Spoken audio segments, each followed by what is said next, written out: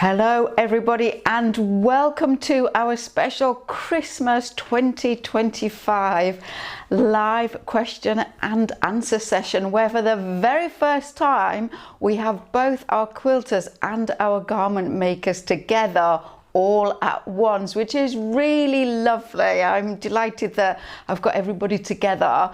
What I particularly like is those of you who just belong to one group get the opportunity to see what the other group have been doing over the last few years. And this evening we are here to celebrate everything that we have achieved through Quilters Question Time and through dressmaking with Philippa. We're going to look at some of the things that we have done. We are going to look at some of your work. Amazing work. Really has been a pleasure to look through the images of some of the things that you've created over the years. And of course we have time for one or two questions, and as always there will be a prize for some lucky winners. And of course, because this is a combined session, it's not just 2 winners, it is 4 winners this evening. So lots to look forward to and I'm very excited. I'm going to pass you over to David so that he can welcome you. Hi everybody, more buttons than usual to push tonight, so hopefully we'll get them all in the right order. The first person on tonight was Maren from the Canary Islands. You beat Jennifer Clifford. Jennifer Clifford, you were on. Jan Potts, you're in there as well. Susan Jenkins, Denise Bullock, lots of people. Antari, I saw that you were on. A few people that have commented and asked questions. You've said hello. Lots of people have said hello already. Hopefully you can all see us and hear us well, and we will crack on with letting you know what the prize is for the prize draw today. So yes, I have Peter sat by my side. He's just out of shot. Come in a little bit, Peter. The chairs don't really allow that, do you? Yeah. But he has got his best Fair Isle tank top on, especially for this evening, and I'm wearing red so I can be very festive. But there is another reason why I chose to put this dress on, and one or two things I just want to mention before we do the prize draw. I have got my emotional support chicken or cockerel with me, which was very kindly made for me by Linda Whitton earlier in the year, and it's quite likely that I'm going to need the kind of companionship of this little fellow, so he's by my side. I have got a handkerchief at the ready. My little support chicken's going to sit on top of that at the moment. And then Deborah Davies very kindly sent me these amazing earrings, and I'm really sorry that I haven't actually messaged you personally, but they are utterly the best earrings. You could not have made a better choice. They are absolutely my most favourite colour. I love the size, the shape, they are not heavy. And Peter and I went on Saturday night, so the Saturday that's just gone. You can see them real clearly. Let me just put that there, and then you can see. Oh, thank you, thank you. Yeah, in fact you should wear 2 pieces of paper on the back of your desk all the time. Right, okay, I'll do that, Peter. Peter took me on a special trip, and he said to me, I'm taking you out on Saturday night. I'm not telling you where you're going, but you need to wear tartan. So I had this. No, I didn't say that. I said you need to wear that Vivian Westwood. Why have I got him sat here? I'm never going to get a word in, am I? That would give it away too much. Anyway, so I put this tartan skirt on, which wasn't Vivian Westwood, by the way, and these earrings. And can you imagine where we went to? We went to see the Bay City Rollers. Now, for the Brits, you will know exactly who that is, but apparently they were quite popular in America. But what I have to say to you is only one Woody of the original 5 was actually there. 3 of them have died in the interim, and one of them doesn't want to tour anymore. But it was quite the event, wasn't it, Peter? Yeah. Our ears are still ringing. So Deb, your earrings have been seen by the Bay City Rollers because we were right at the front. So there we go. Right, so prizes, 4 of them. Now then, in the chaos of my Christmas preparations, I can only find 1 pair, but this is to show you what you are are going to get. So these are Wilkinson's paper scissors. They are made by a Sheffield company who claim that they are the oldest scissor making company in the world, I believe. In the Western world, so probably not in Japan. So even older and longer standing than Ernest Wright, another Sheffield company. Now then, what I'm going to suggest is that you can choose from either a 9-inch long pair, which are these, or a 7-inch long pair. I do have both, but I couldn't find the 7-inch long pair. They weren't on their usual hook, so I'm not sure where they are. The reason I've got two different lengths, and the reason I'm going to give you that option is I use the longer ones when I'm doing straighter cuts, and when I am doing curved cuts, I use the shorter ones. I find the shorter blades cut round curves better. So if I'm doing curved piecing, for example, I would use the shorter scissors, but if I was cutting out a garment pattern, paper pattern, I would probably use the longer ones. And what's really lovely about them is that they will personalize them and put your name on it. So you, whoever wins, the four of you who win, you're going to choose which size you want, and we're going to have your name put on your scissors. So even though mine have got my name on and they've disappeared, yours should never disappear. They should stay by your side. So Peter, we need 4 tickets out of the bag, please. It's got to work twice as hard today. Yeah, well, yeah, I'm sure you're up to the task, Peter. Yeah, we'll pay you in kind, Peter. So it looks like it's got 2. Oh, 3. One more, please. And we will let you know at the end who your lucky winners. Okay, marvellous. My work here is done. Yes, thank goodness. Right, okay, so hopefully that is a lovely lasting memento of the classes which you will have and enjoy using for years and years to come. So should we start with the old questions, or the new questions but the old formats? Okay, so we haven't got too many questions tonight. We've got lots to fit in, and we didn't chase everybody for questions. So we've got enough to go on with. And Angela Blackmore, I saw that you said hello. Yours is the first question that we're going to look at, and we have an image. If I said I had lots of buttons to push tonight, didn't I? I've got to get the right button up. We've got an image that goes with this, and there it is. Okay. Angela says, I have a question about prairie points. Is there a way to apply them at the corners of a quilt? I'm doing a project for my quilt guild. We're making quilted postage stamps for a project, and each entry must be your own design. I'm enclosing a picture of what I've come up with. I'm happy with it the way it is, but one of the ladies in the guild asked me if I could add a triangle at each corner. It's not mandatory, but it got me thinking about if and how it can be done. Thank you for all the knowledge you've shared with us. I can't tell you how much I have improved as a quilter since having your classes. I'm really going to miss you, but I wish you well in your future endeavours. And that's from Angela Blackmon. So Philippa, is it possible to put a triangle on the corner there, and how would Angela go about doing that? So Angela, your quilt looks absolutely fantastic. It really is great. It's a wonderful image. I really like the proportions. You've got lots of drama in the darks and the lights, fantastic background, and the prairie points in white, they're the perfect choice, aren't they? They really frame it well. Now what I would do if this was my quilt, I would get a piece of paper and I would cut the shape of what I think I want at the corner. So it might not be a right angled prairie point, it might be something a bit sharper. And what I would do is I would take that piece of paper and I would cut it out 4 times and I would pin it onto the quilt and then stand back from it and see if I liked that. And so having done that, I think that you can work out how you actually want to create that and stitch it onto the back of the quilt.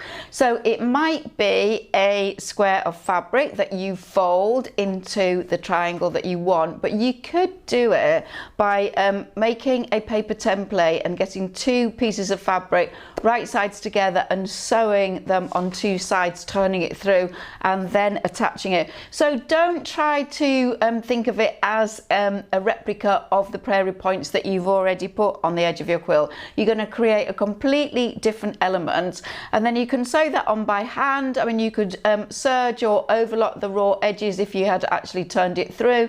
You could sew it on with a hand stitch blanket stitch, which would cover the raw edges. You could do that in a decorative red thread or something like that, or blue to carry on your theme. So that is how I would go about it. So I wish you luck with that one, and I'm sure that everybody who sees it is going to think it is the most marvellous quilt, because it does look absolutely wonderful.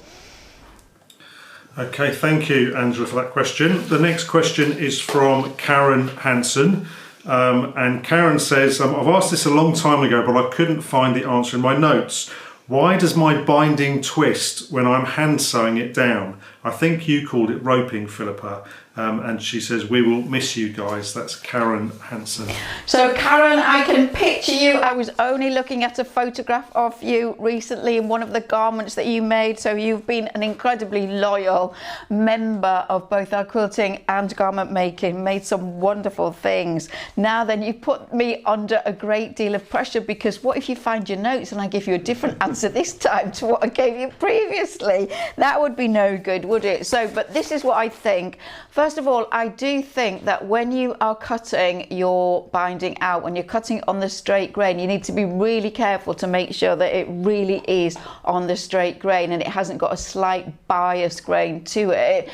Sometimes quilting fabric is not true, is it, in terms of it's the weave is really straight. So that is the first thing I could do. If you had a piece, if you had a piece of fabric that was slightly off grain, you could cut it by just pulling a thread and finding the straight grain, and then cutting single strips off instead of folding the fabric in half and cutting strips off as we normally do. So make sure your fabric's on the straight grain.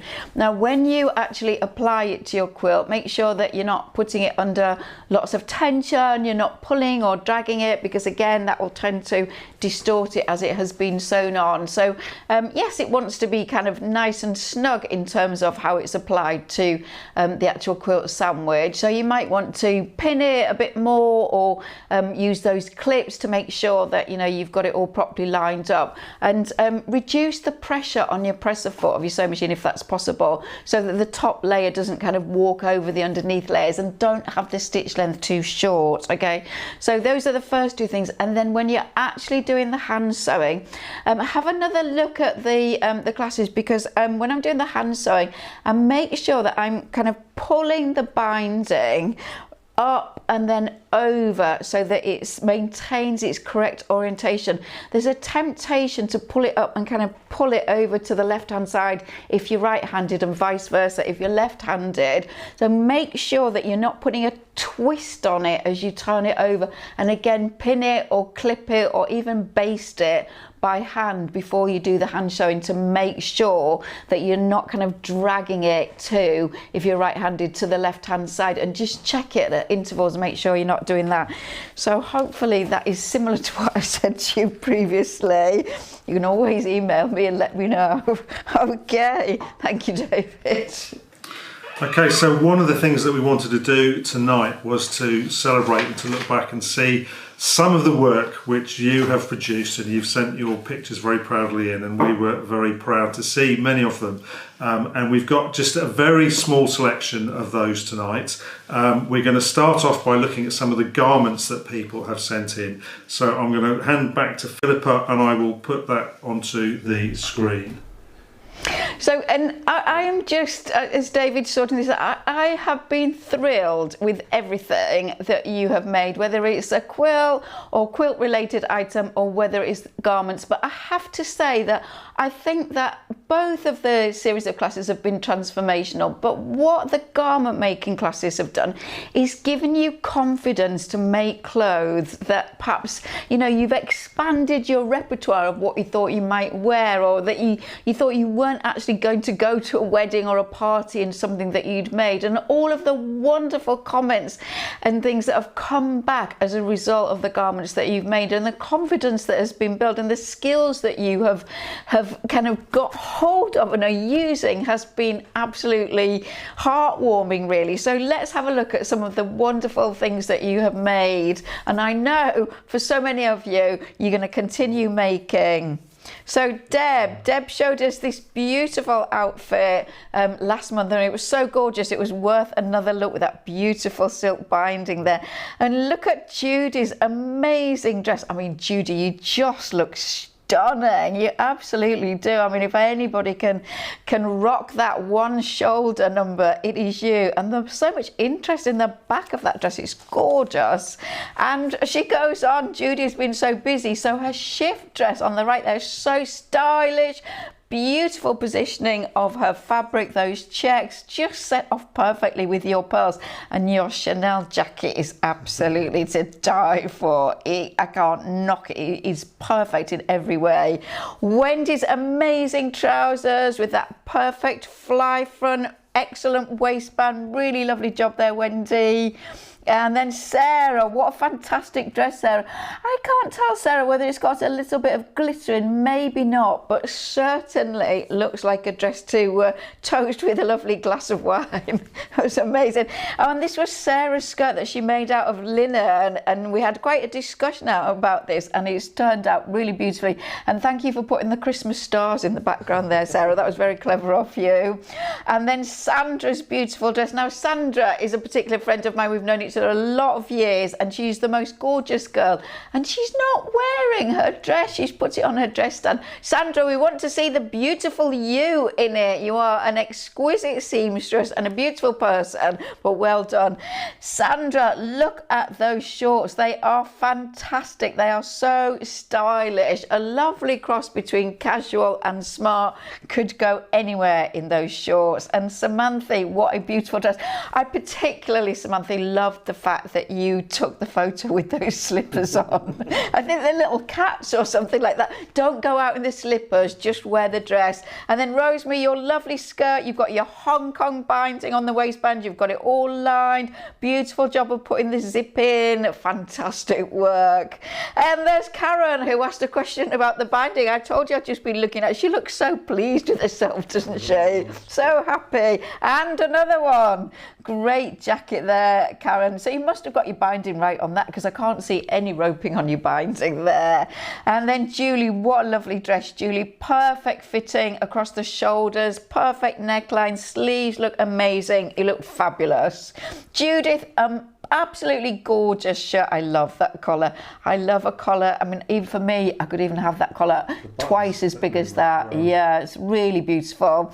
Irene, you also look like a star. What a fantastic job you've done of your shirt. And again, it looks like it fits beautifully. And look at Fiona. I love all these. You're so happy. Look at you. You look like you're dancing. There's a whole series of those pictures that she had. Yeah, fantastic. And then Denise, that dress looks amazing. I do actually have that pattern. I haven't made it. Such a nice pattern. Really lovely neckline. And your fabric is perfect for that design. And there, Corinne, there you are in your skirt. Look at you. It's got little sewing machines all over it. I love it. Fantastic trousers as well. They look amazing, actually. I'm really looking at those closely. They look absolutely fantastic. Well done. And another shirt. You've got a whole wardrobe in there, haven't you? And then Caroline, I remember you sending this in, Caroline. It looks beautiful. And the thing about the shift dress is it's so wearable, so comfortable. You can wear it down, you can wear it up. There she is again, a beautiful shirt that she made. Oh my word, you've got a whole outfit going on there as well. I just think it's fabulous. I just love all of that colour. Beth, your shirt is amazing. What a fantastic thing. It is so professionally done. And your embroidery, your plique on there, I can't really tell whether it's plique and embroidery or one or the other, but it just is absolutely spot on in terms of all the colouring with your fabric, the placement, the size of it. It couldn't be better. It really couldn't. And then Anthea, good old Anthea with your skirt, Anthea. It looks beautiful. You lovely creature, you. Antari, so nice to see a garment from Antari. Again, what a fantastic job. I love the way you quilted it. And you coordinated your dress with your dress stand. You're like partners in crime, you two there. And I wonder if you've worn this. Christmas is the time to be floating around the house in this beautiful wrap. And then lovely Anne Birch in another one of the shift dress. It suits you to a T, Anne, well done. And Amanda in hers. I mean, I can imagine making that lovely dress and then taking your little Shetland pony for a walk. That's what you do with the chickens though, isn't it? Yeah, have a fur coat for gardening, but it's a plastic fur coat. Alison, you look amazing. Your shirt or your blouse is beautiful. And there you are again in that skirt. I remember you showing us that skirt. It's really great. That's it. And that's it. So what a lovely selection, and the delight on everybody's face is just so nice to see. I'm so proud of you all, I really am, really. Okay, David, over to you again. Okay, sorry, busy pressing buttons in the background. So the next question is not a question, it's a comment. It's from Judith Locker, and she says, "Hi Philip," and this is we haven't read out all the greetings. We had lots and lots of greetings for this, but we're just going to mention a few. Hi Philippa, David, Peter, Kelly, Maisie. No question for you this time. I did want to say a very big thank you. I wish you all the best for the future and a very happy Christmas, however you decide to celebrate life. And that's from Judith Locker. That's really lovely. Thank you, Judith. And as David said, we've had lots of people have written in the most lovely, lovely messages. And that's not just today, really. I mean, that has been from the start. In fact, Peter, right at the beginning, so it's way back into 2019, started compiling kind of a book of all the comments and messages that came into me. And it just went on and on. It was just to die for, really. I think he kind of gave up in the end because there were so many, and it's so incredibly touching. But Susan Harris also writes to say, "Thank you for all your devotion and generous sharing. You have made quilting a joy. Happy Christmas to you and your families. Most appreciative." And that's from Susan Harris. So yeah, thank you all for that. It really means such a lot. It really does. Okay, so we've got, it's not a question, but it's a show and tell. A couple of months ago, Susan Jenkins asked about making a suit jacket for a friend who is a wheelchair user. Well, she sent us a picture of the finished work, which I think it's teed up and ready to go. There it is. She says, it looks odd because it's curved at the front so that it just touches his lap at the front, but it's normal length at the back. I told him not to expect Savile Row, but his words will stay with me forever. He said that no one had ever done something so kind and he'll wear it with such pride. And all of this is down to Philippa giving me the confidence to take my sewing to a new level. Thank you, Philippa. Thank you to the whole team for giving us this beautiful gift. It is absolutely amazing. I mean, okay, you say not Savile Row, but the quality looks fantastic. And that you just did it so well. It was such a clever thing to do, really. I mean, it really must have felt quite daunting at the beginning, but I can see that that is going to look fantastic on somebody sat in a wheelchair.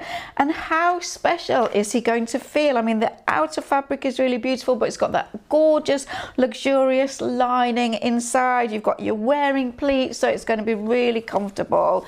I think it is absolutely fantastic. I mean, it's kind of making me choke up, really. And there's definitely a gap in the market there, isn't there, you know, for that kind of thing. Like, you know, if I was thinking of a new business to go into, surely there is room for that kind of thing. But I I couldn't be more happy that you were able to achieve that, get such amazing results and make something so special for somebody who really needed something different and it just wasn't out there for them to get. So can't congratulate you enough, Susan. It's absolutely wonderful. Right, I'm busy pressing buttons again. Okay, I think we're ready. Next comment was from Patricia Jenkins. Patricia says, hello everyone, I just want to say thank you and I'll miss these monthly question and answer times. You've saved my sanity these last few months as I broke my arm and have not been able to do anything with my hand. What I have done is watched all the classes, both quilting and garment making, either over or for the first time. This has shown me how important it is to watch all the classes as there is so much in each that is used in all the others. Wishing you all the best in the future, and that's from Patricia Jenkins.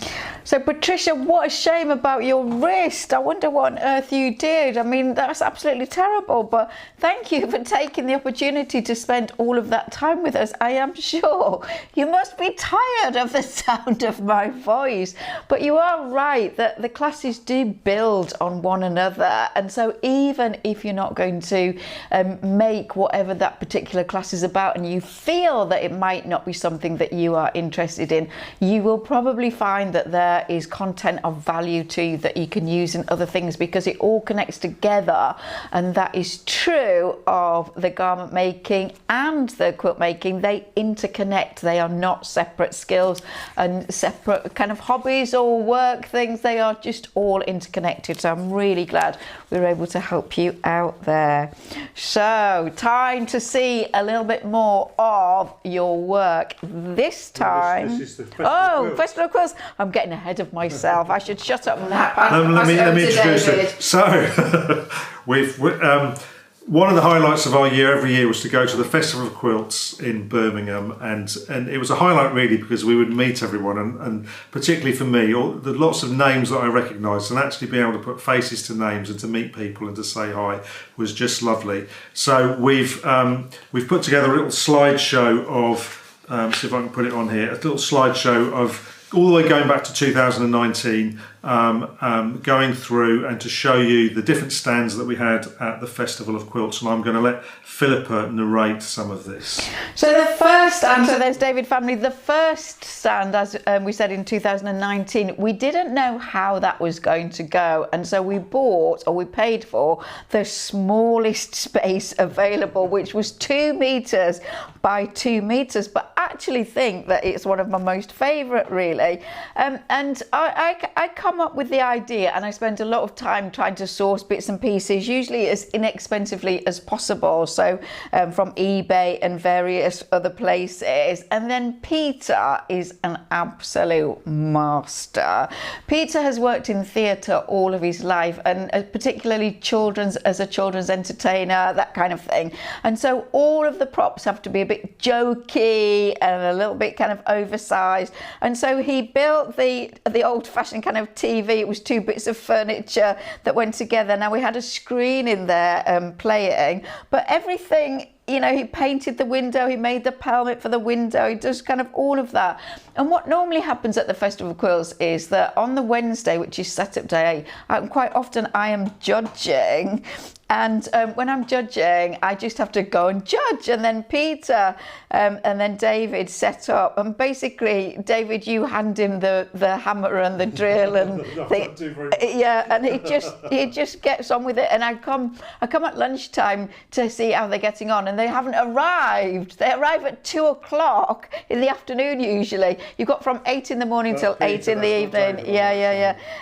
But by kind of 6:30, it's all together. There's Mandy signing our visitor book. So this was, there was no show in 2020, and the theme in 2021 was London's Calling. So it was about, you know, classes down the phone line kind of thing. So there is the old TV that has been repainted in a different colour and advertising the classes. So funky wallpaper. We repainted a lot of the furniture that we used first time, but we had a bigger stand. Was it 4 by 2 meters? So we doubled the size of it. Yeah. Oh look, there's Molly. Ali, talking to people. There's Sue with a lovely bag. Oh, look, there's Antari. So always lovely. Oh, Cow and Giraffe, the two lovely girls, Michelle and Claire. Yeah, so Cow and Giraffe have always been the most wonderful supporters of us and given you 10% discount every month, and that will continue right until the end of 2028. So there they are, lovely to see them. There's lovely Ali Platt. Hello, Ali. Ali's online tonight. Oh, good for Ali. Oh, she probably wasn't expecting to see herself there. Oh, there's the two Cow and Giraffe girls again, and there's Sue again showing off her bag. So yeah, that was 2021. And then 2022, we did a kind of more bedroomy theme. What I realised on that one was, that having a wallpaper with a bit of sheen on it didn't actually work so well in the photograph.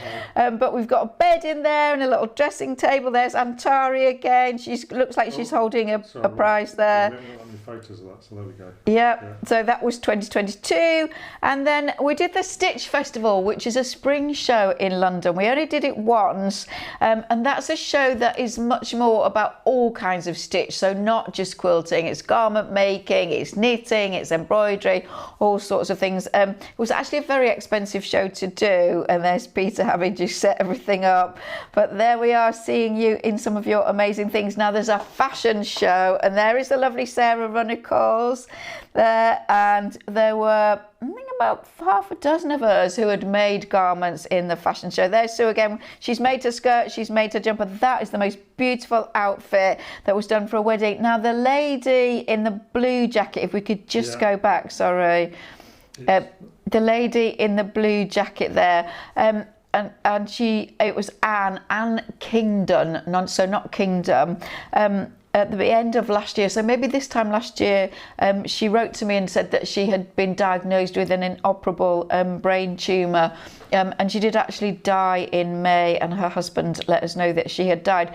But she was the most amazing member. She was always involved in what she was doing. She loved everything that she made and the garment making classes, and she said when she wrote to me the final email that her husband was so proud that he had married a catwalk model, which was as a result of this show. So that was a lovely memory of her.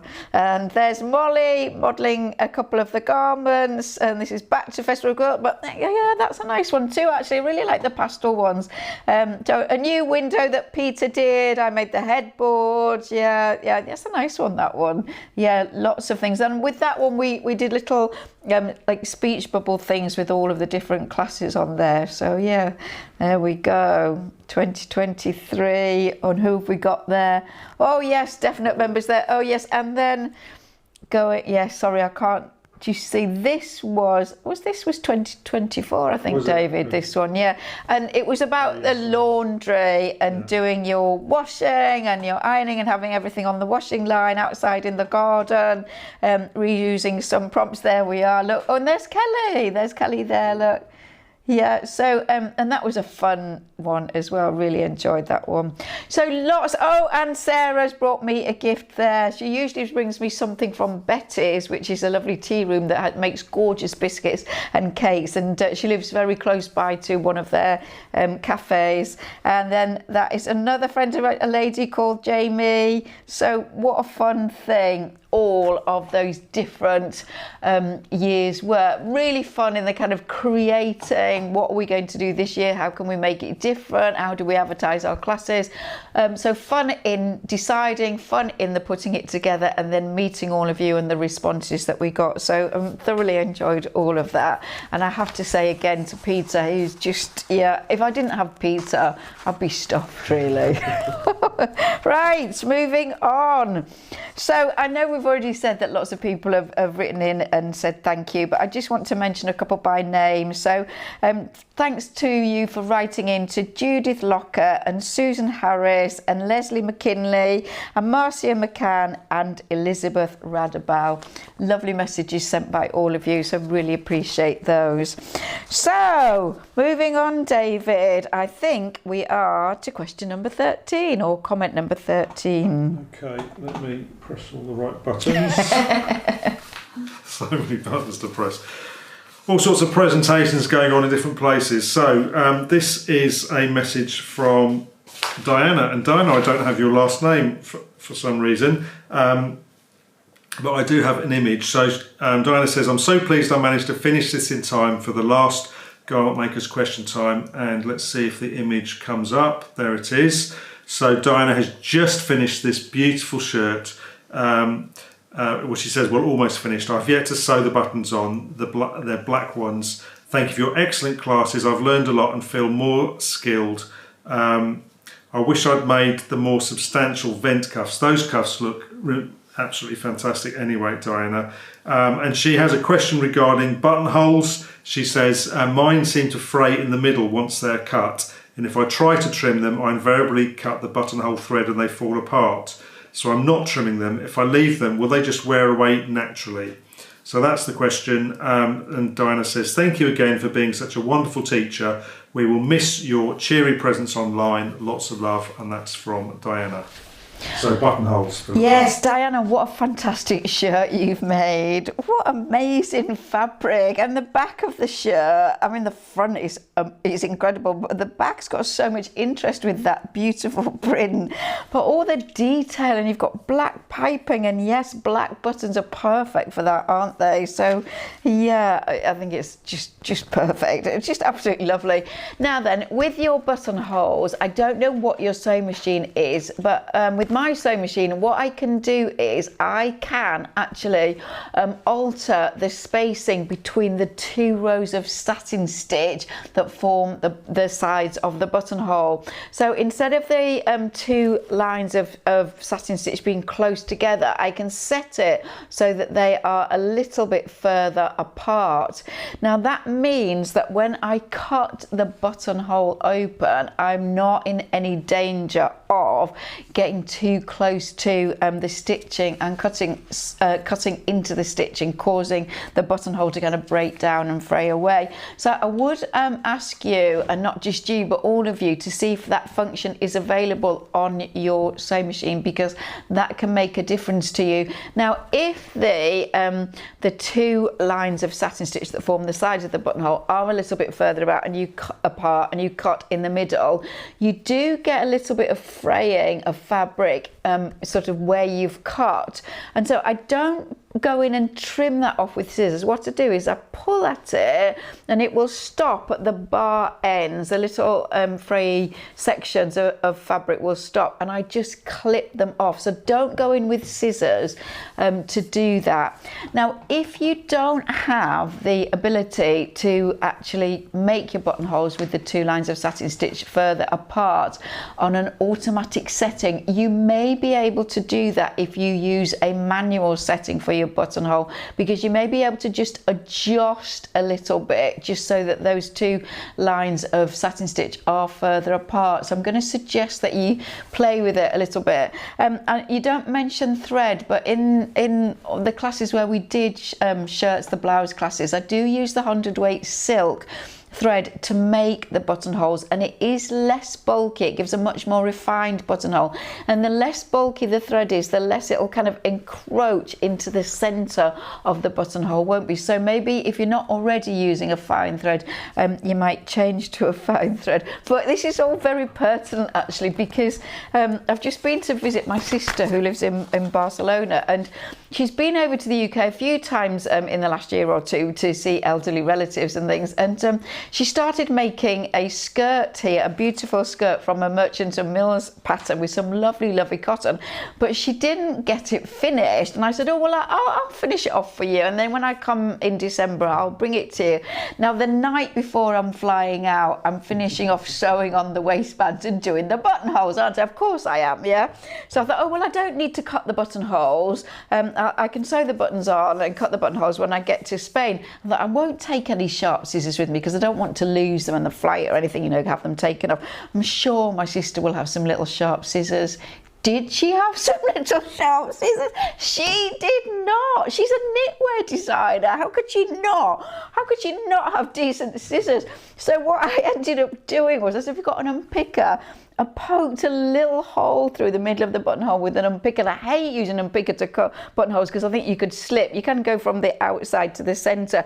Made the little holes and then gingerly kind of hacked my way through. But fortunately, I had spaced the 2 rows of satin stitch far enough apart that I could make it fairly neat. Anyway, I sewed the buttons on with a beautiful shank, with all the kind of blanket stitch shank and everything, and exactly where they should be according to the pattern. My sister's very, very slim.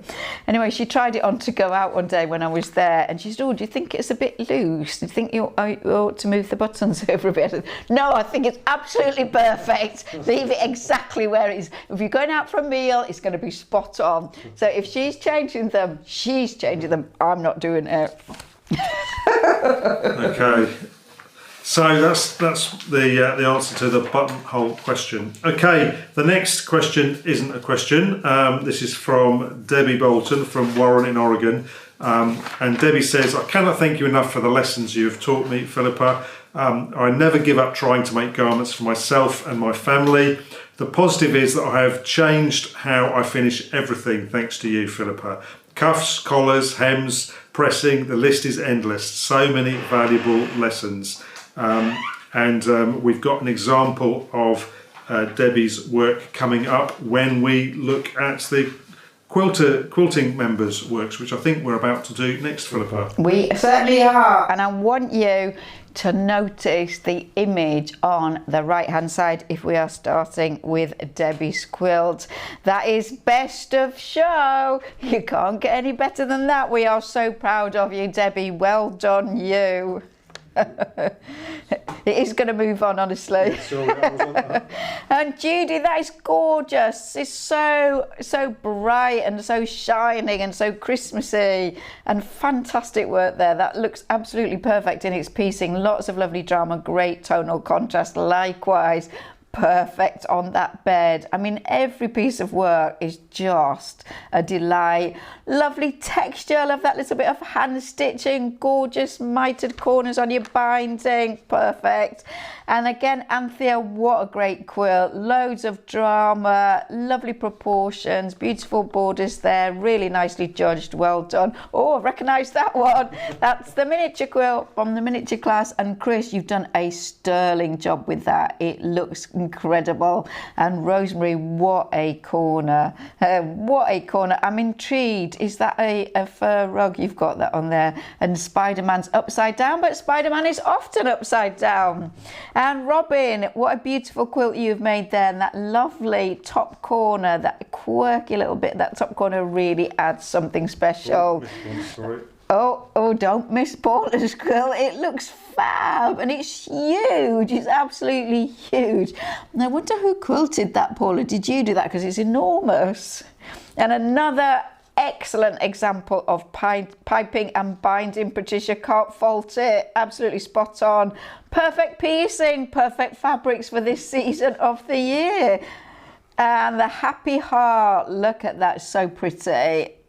I'm so proud of all these fantastic corners. They're amazing, aren't they? Yeah, absolutely. And another wonderful block there. Such a good class, that. And that's the reverse applique. Another little emotional support chicken or cockerel there. Another happy heart, excellently done, great work. Beautiful beginners quilt from Liz there. Lovely quilting, Liz. Love the red thread on that. I think it really finishes it off. And that looks gorgeous too. That's really nice quilting as well, Lisa. Really nice quilting. And then that is the trapunto, the embellished trapunto from Kim. Not easy, but she's done a wonderful job with that. Looks so great. Oh, look at that. That is so sophisticated. I wish I could. I know, see, yeah, perfectly positioned in the centre, on point. I mean, attention to detail. Oh, that is such a great happy heart. That is so happy. great fabrics. And then another precision piecing being made into a wonderful pillow cushion with a flanged edge. With the cats on it. Yeah, it's so fun, isn't it? And again, beautiful colour work there, Janet. That is just great, isn't it? Oh, and that is so lovely. Lovely use of colour there. Love the way that it's really strong in the middle and then it's beautiful fading out to softer towards the bottom edges. And another from Jamie, another beginner quilt. Again, really nice quilting there. You've got the diagonal and the straight lines on that, which really adds something. And then Judy, I can't fault you on this. It is so beautifully done. It just looks stunning. The Yorkshire Rose. And then one of our Bars Yellow bags. Treat those bags really big. Really good for putting all your Christmas gifts in. And then that lovely tumbling blocks from Jill. Well done, Jill. And then Elise, yeah, that's made for, I don't know, elderly relative or friend, but she's obviously thrilled to bits, pointing out the lovely heart there. And then that's our paper piecing. That's the pineapple block, which again is beautifully done by Eileen. And Donna, your quilting on this is fab, Donna. I love all the lines, and then you've got your stippling. It really enhances the design. You couldn't have chosen it better. Lovely spacing on all of that. But yeah, don't miss anybody's out. This is Dee's. Dee's got this, I think, maybe in her hallway. It is absolutely perfect. And the little table with those two little wooden figures. What a beautiful display. And another of the beginners, again, looks excellently made. You've got perfect piece in there. I'm really studying it. And lovely quilting. And what a happy piece of work that is. So that is Scylla's curved piecing, but she's added so much to it with that amazing kind of braid work swirling round and intertwining. I think that is just magical. And again, the quilting on Scylla's work was fantastic. And Christine, as you know, that basket takes a lot of doing, but you have done it expertly well. I love all of your colours and fabric, your balance, your positioning, just lovely. That's the last one. Just, I mean, the range of things and the accomplishment, and you know, even had to leave so many. Oh, we did, yeah, just fantastic, all of them. They make my heart sing. I'm just so proud of you all. Really love them. Getting emotional again. Move on quickly, David. Okay, are you reading the next one or am I? Sorry, number 18. I am reading number 18, which I can't find. You better read it, David. Okay. So this is. Oh, it's Sandy. I got it. Yeah. yeah. So Sandy has been a really fantastic. Oh, you've all been fantastic, but she has entered into so much conversation in the Facebook groups and offered so much advice and saw advice from you, and you've all been incredibly generous in giving it. And that is what's been so lovely about the groups, the support that is there. And she's made lots of things, not just for herself, but also members of her family. And so she said her sewing has improved dramatically. I hear Philippa's voice. Slow down. No banana cuts and be precise. And we did meet the last time I taught in Houston, which was in 2022, and Sandy came and saw me in my classroom there, and it was a pleasure to meet her. So she says, thanks for all your remarkable classes, video and live talks. You will be missed. I'm not going anywhere in that sense, you know. I'm going to meet lots of you again, yeah, and you're going to keep seeing me online in the classes for a very long time, and I have not totally disappeared. I'm just going to be slowly working away, but I will be out there in the world again. So Sandy, we may well meet again. Okay, so got more buttons to press. So we've got a message from Kelly. Kelly, fortunately for her, she's on holiday. I think she's probably in the waiting room waiting to board a plane right now. She may even be watching on her phone, but I doubt it very much if she's going away on holiday. But she has sent us a message to play to you. So I'm going to see whether I can get this to work. There she is. And I have not seen this, so this is all new to me as well.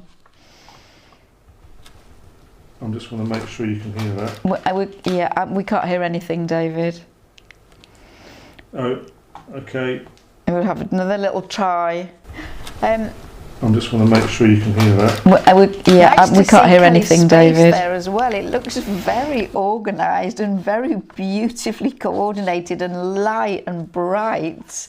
We need to see more of Kelly's home. Okay, sorry, I've got to get rid of something else, otherwise we're going to have two sounds at once. Right, okay, so as I said, I have not seen Kelly's video, and I did invite Kelly to come and be with us actually physically in person during today's session, but she was already booked to go on holiday and so couldn't actually be with us in person. But she immediately said that she would like to record some kind of message just to pass on to you all, and of course that is exactly what we wanted. So are we ready to try again, David? Right. Okay. Hello everybody. Sorry, I can't we still haven't got Kelly. Yes, everyone else can hear. In a hotel. Oh. Hang on a sec. Hello everybody. Sorry, I can't. Don't. I'm actually in a hotel. Right, we're going in Luton. No, I will watch it later if everybody else can Hello hear. everybody. Sorry, I can't be with you in person. I'm actually in a hotel in Luton, waiting to catch a flight to Egypt tomorrow. So I'm going away for Christmas, hopefully to have a sunny and hot Christmas. I'm not quite sure what has been discussed so far on the live with Philippa and David, but I am around until Quilter's Question Time and Dressmaking with Philippa finally closed. So I'll be on the Facebook groups as normal, I'll be on email as normal. So anything I can do to help, just let me know, whether it's a message, an email, or reach out as normal. I hope you're having a good time with Philippa and David, and maybe even Peter, I'm not quite sure. I'm sure it's being emotional, and I hope you'll have a lovely, lovely Christmas, holidays, however you celebrate. Happy New Year, and I will talk to you all in January. Merry Christmas. Here we are. So I didn't actually get to hear any of that, so I'll have to watch it later. I was trying to lip read. I did get Christmas and David and Philippa, but I didn't manage anything else. But what I did notice there is that Kelly's just taken possession of a new overlocker, a new serger, and she's got it in pride of place there in the background along with her sewing machine. And I just want to, if Kelly is watching or watch on catch up, Kelly has been such a great asset to us. We started off and we didn't have anybody helping us out with the admin, and Maisie did some, Molly did some, but we needed more than that. And so David advertised, and we interviewed only two people, didn't we? Yeah. Online. We did it online because Kelly actually lives a long way from us, and so she told us a little bit about herself, and we asked her some questions, and she's a crafter and she sews, as you could see from her sewing room there. But right from the start, she's just been the perfect person because she knows what we're talking about in terms of quilting, because she does sew herself. So there's that aspect to her. And what I found remarkable was that we said, well, we think it'll be about an hour a day, and she said, oh, well, Monday to Friday, I don't normally do the weekends. But then, so we said, yeah, that's fine. And then she was always there answering things at the weekend. She went above and beyond, always ready to help when people needed it and giving them the least amount of waiting time. And that's not easy because, you know, we're dealing with different time zones of people in America. You know, Kelly, like everybody else, has to sleep. But she's always perfectly judged. So she always gives the right response. She always gives a really measured response. If we ask her a question, she never oversteps the mark. She never gives her opinion. She always thinks really carefully about it. And I can't praise her highly enough for being absolutely the person that we needed her to be in terms of everything that she has offered to David and I, in terms of the help, but also in terms of her interaction with all of you. So she's been incredible and will continue to be incredible. And Kelly, we wouldn't be without you. You have added so much, not just to David and I, to everybody. So thank you for everything. You've been fantastic. You are fantastic. Okay, so Philippa, you are down to read the next comment, and then, or I can read it, and then I'm reading the one after that. So the next comment is from Julie Jarvis, so another one of our members who we've had a lot of contact with over the years, and she starts in capital letters, "Thank you!" exclamation mark. I have really enjoyed your wonderful teaching. Keep talking, Julie. You have made my retirement very worthwhile, and it has been great to increase my sewing skills. I have many new garments in my wardrobes, fully lined curtains out some of the windows, beautiful lampshades in several rooms, numerous new cushions, as well as quilts given away as wedding and birthday presents.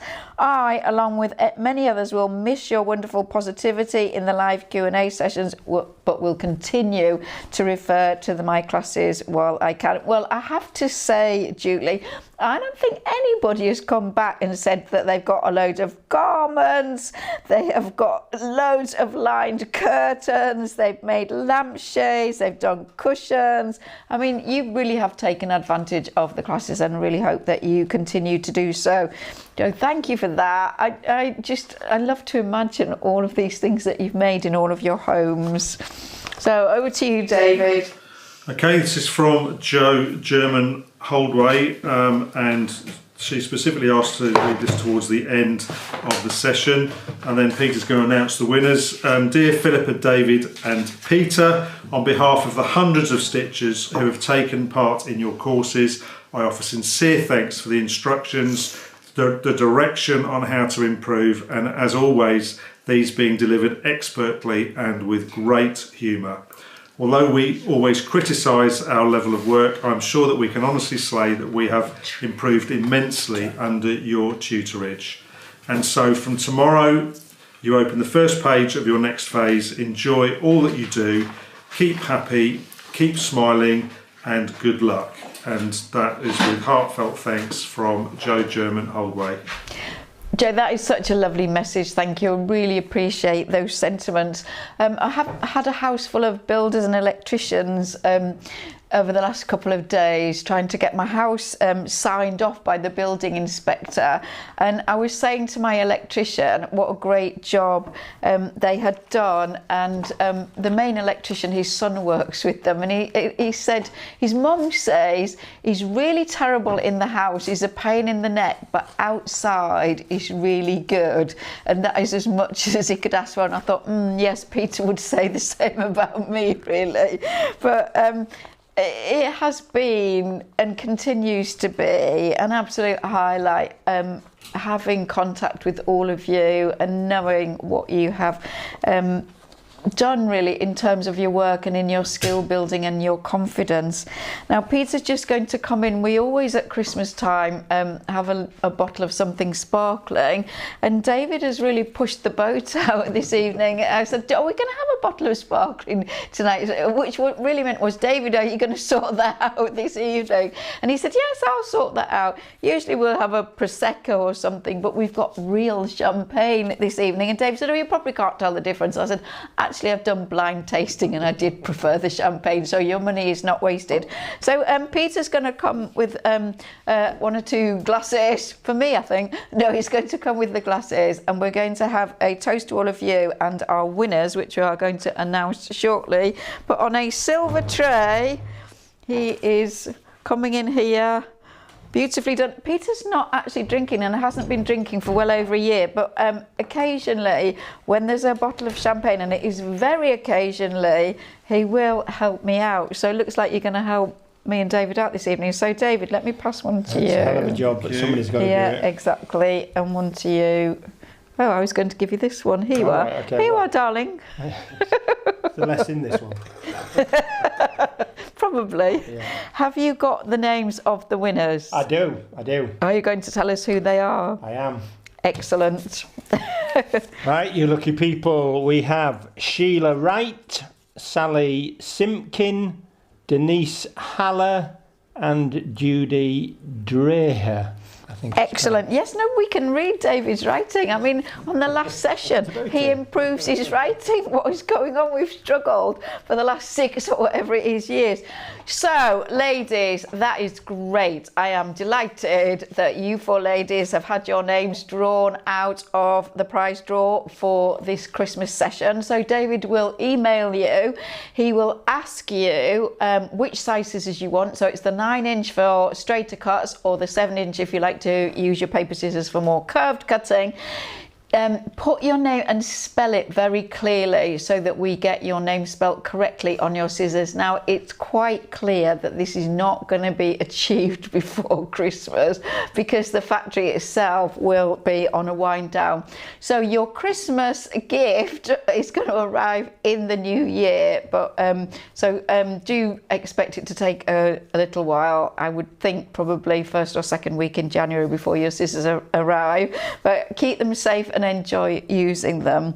So I guess I have to thank everybody. So they're not here, but Maisie and Molly, David's daughters, did help us out initially early on in the 2 classes, and they have now moved on to other exciting things and their lives are moving forward, and we obviously wish them well with whatever they do in the future.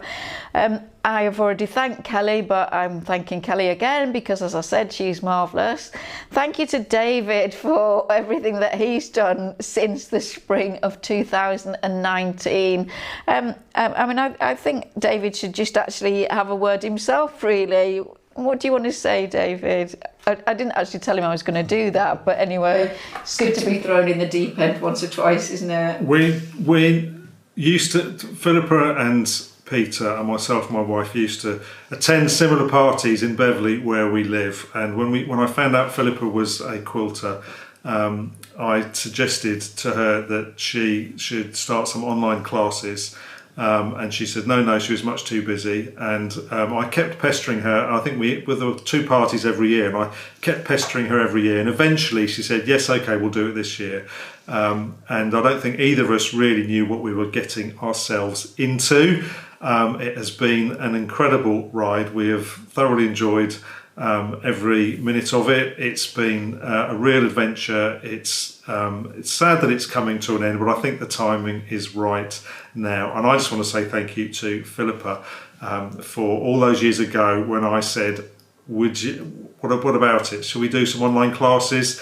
And Philippa actually taking the plunge. It was a big risk for both of us, but I want to say thank you to Philippa for doing that and for the adventure and for the journey, and I have thoroughly enjoyed it, so thank you. And yeah, I mean, the kind of probably your idea might be that it's all about us teaching you, but we have learnt so much throughout all of this, you know, in terms of just the filming and actually getting everything out there, but also it's really pushed me creatively, and I felt very lucky to have such a range of sewing skills to pass on, and it's been lovely to really explore the quilt making and then go back to my beginnings in depth and do the garment making, and then all the other add-ons, which, you know, like the lampshade making, the curtain making. These are all the things I am as a person who sews, and so that to have the opportunity to pass that on to you is great. And I had really lovely needlework teachers at school, and the one that I had from the age of 14 to 18, Mrs. Tong, if you did the garment maker, you will remember the Shirley Whirly skirt. I know lots of what I do today is what Mrs. Tong taught me between the ages of 14 and 18. And what I know is that part of me goes with all of you in the things that I have taught you. And you have already and will continue to pass those on to the people you sew with, the people you teach how to sew. That is the greatest privilege, because probably in 100 years' time, there'll be a little bit of me in a technique out there that is still being done, and nobody will know where it came from, but I live on through all of you in that, which is such a privilege. Also, I have to thank Peter, because without... We need the chicken, don't we? Yeah, we do. Yeah. I promise not to blow my nose on it, Linda. Okay. Peter is just incredible in his support, in his creativity, in his artistic ability, in his practical skills. I mean, there is nothing the man can't do, really. And perhaps his greatest gift to me is when I'm struggling or finding it hard, the true Yorkshireman comes out and it's just shut up and get a grip and get on with it, which on the whole I do manage to do. So, but really... Should have been a psychotherapist, shouldn't I, really? Yeah. No, really, I mean it in front of everybody. Thank you. You are amazing. You're totally amazing. So we're going to finish with a little slideshow of... I was just going to give the little story attached to that about you, dear. Yes, well, you can't. You've got to get your 2 pennyworth in. Yes, no, please do. You asked me to think of some little anecdote. Okay, yes, can we just have a drink first? Cheers to our lucky winners. Cheers to all of you. Cheers to everybody here. And then we'll just have a quick swig. And then Peter can tell his little story. Oh, champagne can't beat it. Go on, Peter. Can you see this, David? We've just completed the Christmas window against the odds. Really, we thought we'd do a Christmas window every year, and we thought because of all the renovation work we were doing and everything else, it just wasn't going to be time. But I managed to get the window. Just hold it up to here. Hold it up to there. Yeah. Can you see it? That's sort of one side of it, and that's the other side, the bay window. Explain how it's done. Oh, it's black paper silhouettes, and then on the other side there's crepe paper glued sellotape to the window. If you saw the other side, it's a complete mess. And then we illuminate it, and obviously at night it stands out really well. And it's a very big window, so it gets seen. But I did this window in Saudi several years ago, and so one of the reasons I could get it done quickly this year is I still had the black artwork, the figures already made, so it was, in that sense, it was quite quick to redo it. But at the time when I did it initially, Daniel, our eldest, was I think about 3 years old. Benjamin was only a baby, 1-year-old baby. And after I'd done it, he looked at the figure of Mary there and asked, what's that yellow circle round her head? So I had to explain that it was called a halo, and that if you were very, very good, then you got this glowing light around your head, and Mary was very, very good, so that's why she had that light. And he looked at me with, the wonderful innocent eyes of a 3-year-old and asked me, like mummy? And yes, I had to choke back a lump in my throat and say, yes, just like mummy.